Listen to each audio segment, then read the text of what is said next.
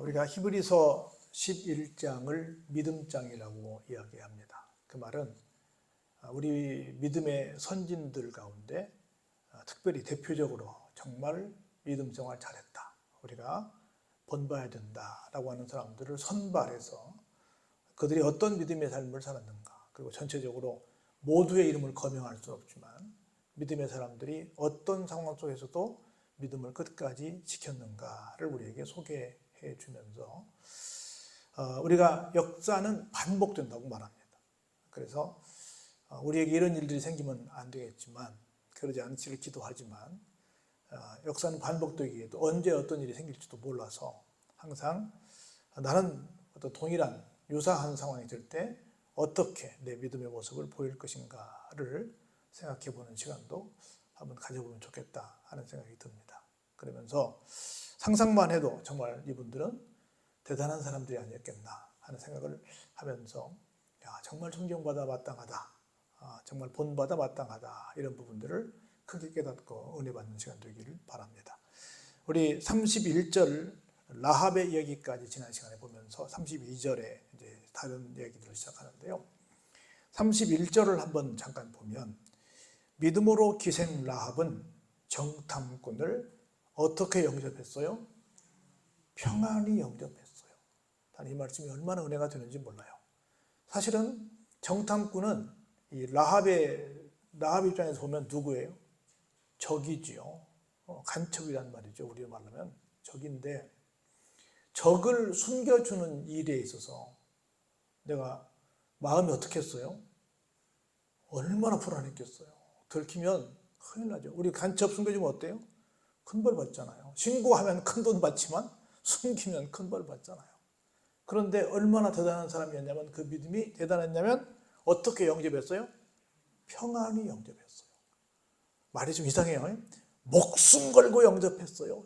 죽을 각오로 영접했어요. 이렇게 해야 되는데 그 영접 단어 앞에 평안이가 더했어요. 이야, 이게 믿음이 아니겠냐는 거죠. 우리 생각할 때는 담대하게 용기 내요, 믿음을 가지고 죽으면 죽으리라는 일사의 각오로 그들을 영접했어요 라고 말해야 이게 말이 될 것 같은데, 평안히 영접했다는 거야. 나는 이 말씀을 읽으면서 역시 믿음의 사람은 다르다. 어떤 경우에도 그 마음이 참 평안하다. 이야, 정말 대단하다. 역시 예수님의 그 족보에 올라갈 만하다 하는 얘기를 여러분께 하고 싶은 거예요. 얼마나 대단하냐. 그 상황에서도 지금 막 절체절명입니다.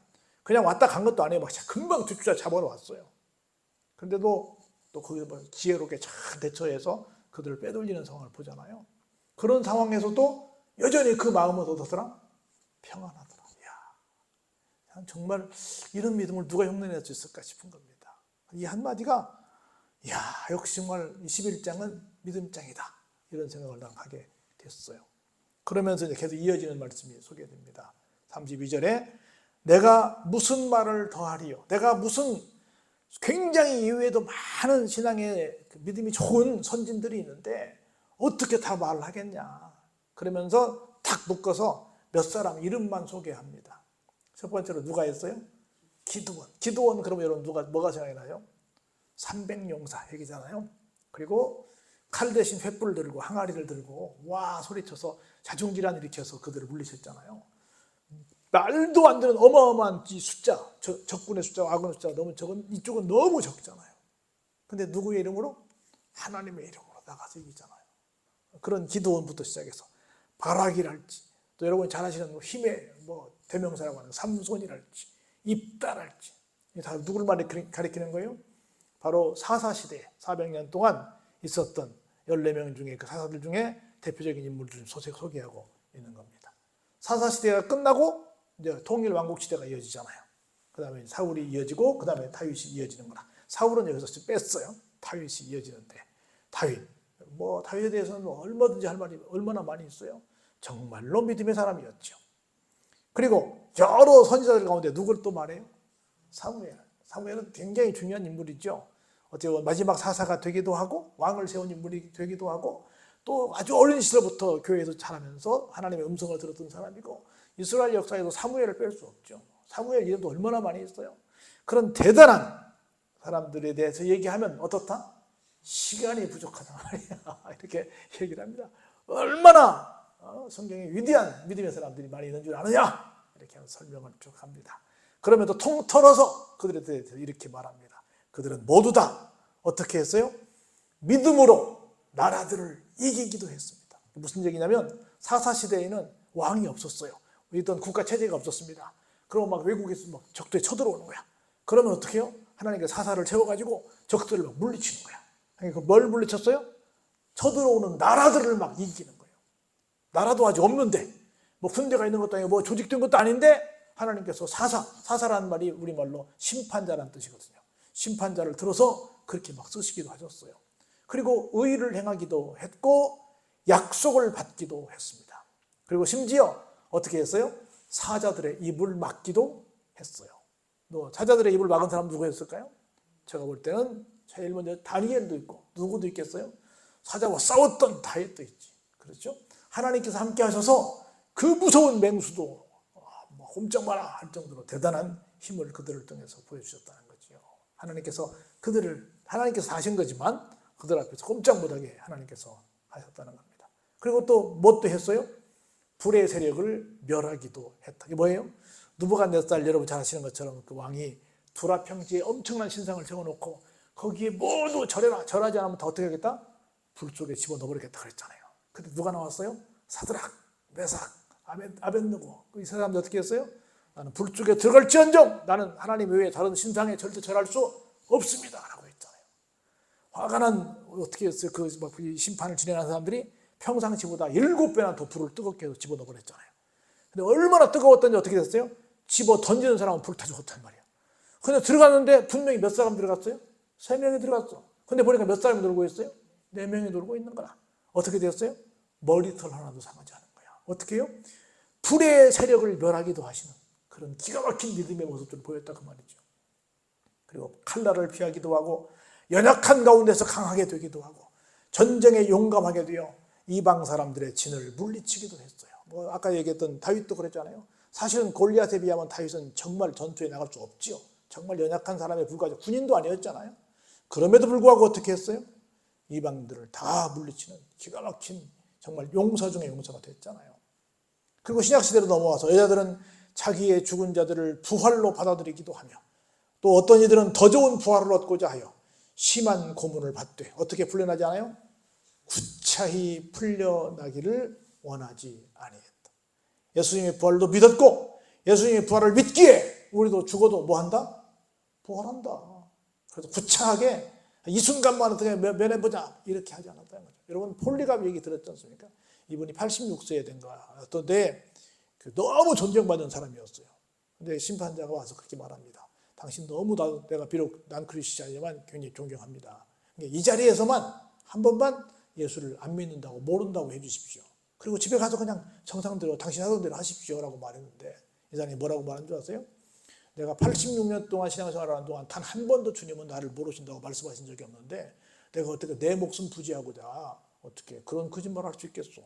나는 그런 거짓말 할 수 없어. 그래서 화형당해서 아주 그냥 장렬하게 거기서 전사해라 돌아가시게 되는, 순교하게 되는 그런 모습을 보여줬거든요. 그래서 뭐 하지 않았어요? 목숨 건지려고 구차하게 하지 않았다는 거죠. 이런 사람들이 다 우리 신앙의 선배들이었다는 겁니다.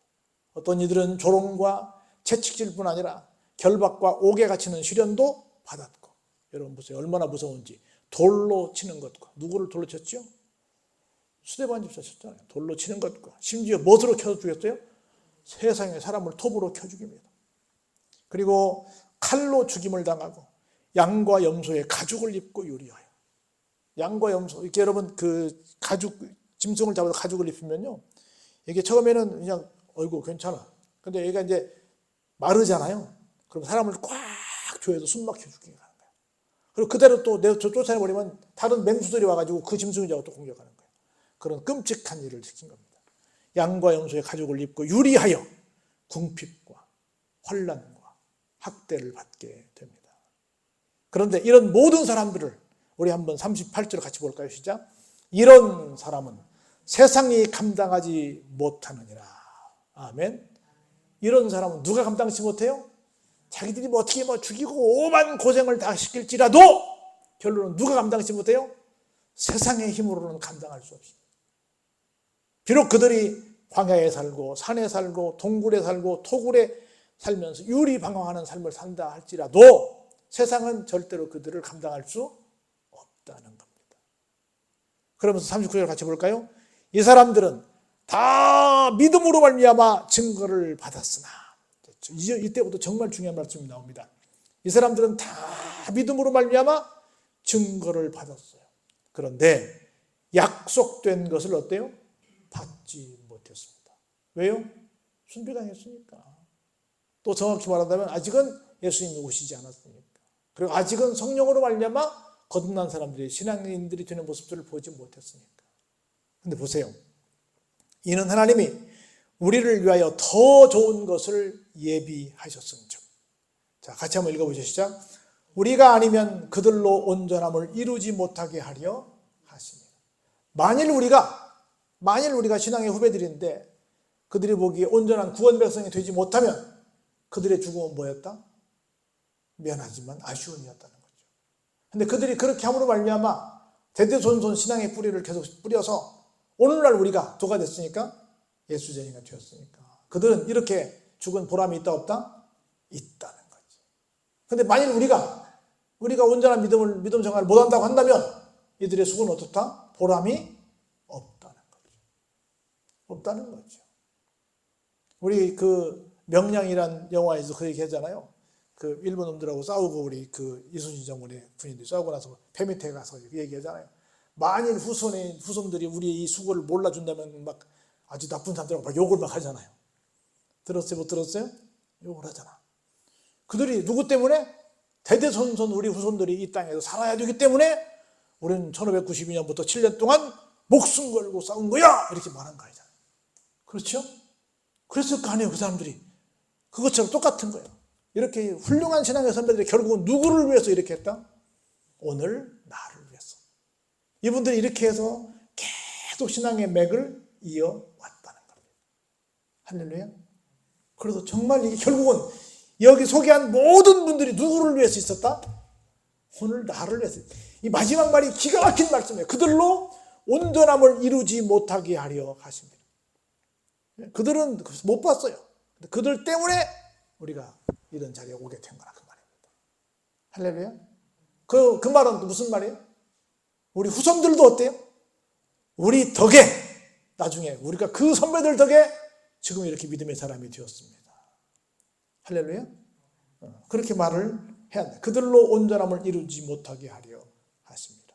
우리를 위해 더 좋은 것을 예비하셨습니다. 여기 그들은 누구예요?